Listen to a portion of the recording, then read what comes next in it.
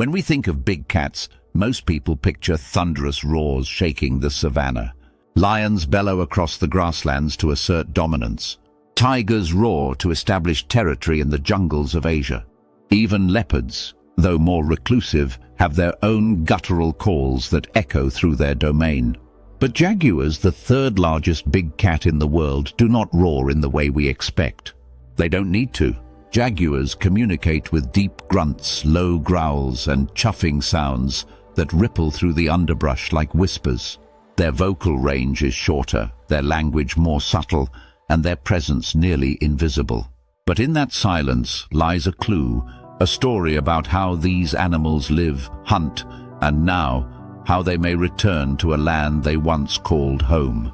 Unlike lions that live in large prides and rely on loud calls to stay in contact, jaguars are solitary. They don't need to impress others with sound.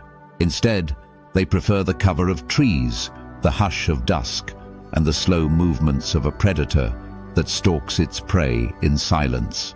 A roar would be a liability in the jaguar's world. These cats evolved in dense jungles, thick wetlands, and rugged mountain terrain. Their territories span rivers, cliffs, and forest floors.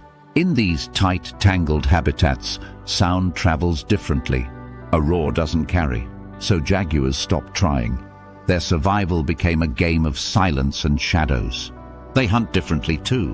While cheetahs chase with speed and lions rely on coordinated attacks, jaguars take a different path. They are ambush hunters, waiting patiently by rivers or crouched behind roots and fallen trees. When the moment is right, they pounce with shocking force, often delivering a single fatal bite to the skull. Their jaws are so powerful they can crack turtle shells and pierce through bone. This strength has made them a symbol of power across cultures. In ancient Mesoamerican civilizations, jaguars were worshipped as gods of the underworld, rulers of the night, and guardians of sacred knowledge. Even today, they carry a mystical aura. But while their image has endured, their physical presence in the US has nearly vanished. Centuries ago, jaguars ranged widely across the American Southwest. Fossil records and historical accounts place them in Texas, Arizona, New Mexico, and even as far north as Colorado. But as European settlers expanded westward, jaguars were hunted, trapped, and pushed back across the border. Their pelts were once considered trophies. Their presence was seen as a threat. By the mid-1900s, jaguars had disappeared from most of the United States. They lingered only in myth, in place names, and in blurry photos from decades past. Many believed they were gone for good. Then, in 1996, a hunter in southern Arizona captured something extraordinary on a camera trap, the unmistakable spots of a jaguar, alive and walking through the rugged mountain terrain. His name was Macho B, and he would become the first confirmed wild jaguar in the US in over 30 years. His appearance wasn't just rare, it was revolutionary. Since then, several more sightings have confirmed that jaguars are attempting to return to the United States.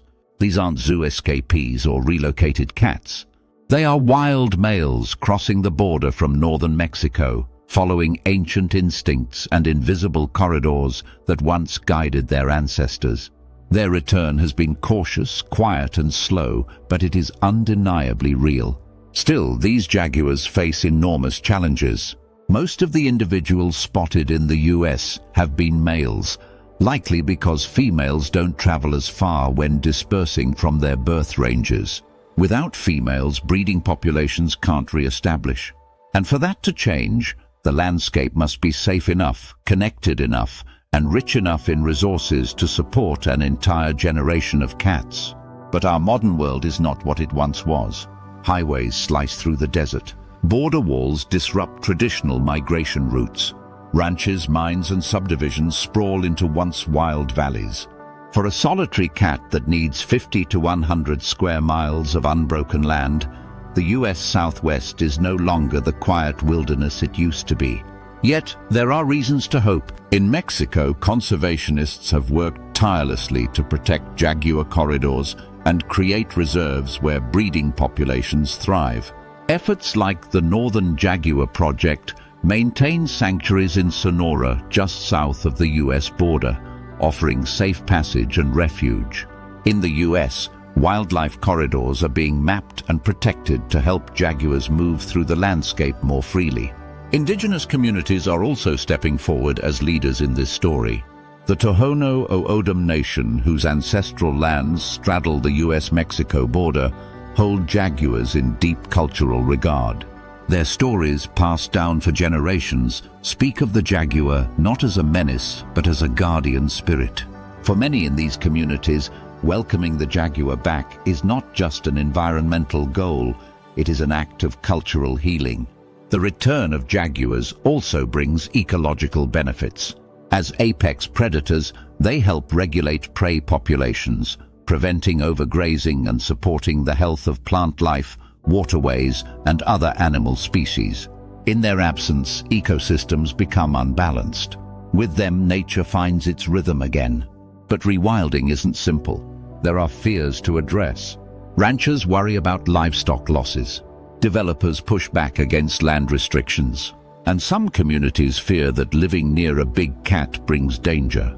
These concerns are real and valid, but they can be addressed through dialogue, compensation programs, education, and collaborative conservation. And here's where the jaguar's silence becomes its strength once more. These cats are not looking for conflict.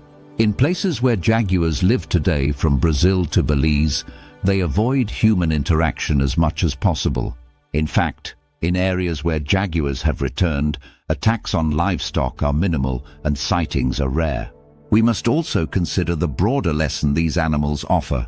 In a world that's increasingly loud, fractured, and fast-paced, the jaguar reminds us of something quieter, something older.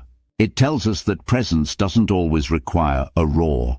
Sometimes persistence comes in footsteps, in staying hidden, in crossing borders quietly, again and again, until the landscape begins to remember.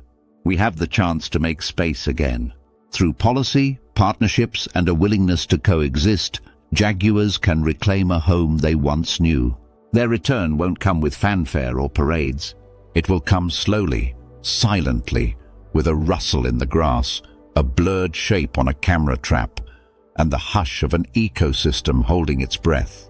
Their future here depends not just on science but on us, on whether we can look past fear and see the promise of something rare, a wild presence, a living symbol of resilience, a whisper in the forest that tells us nature still has stories to write. And maybe the real question isn't why don't jaguars roar, but are we ready to listen to what their silence has to say?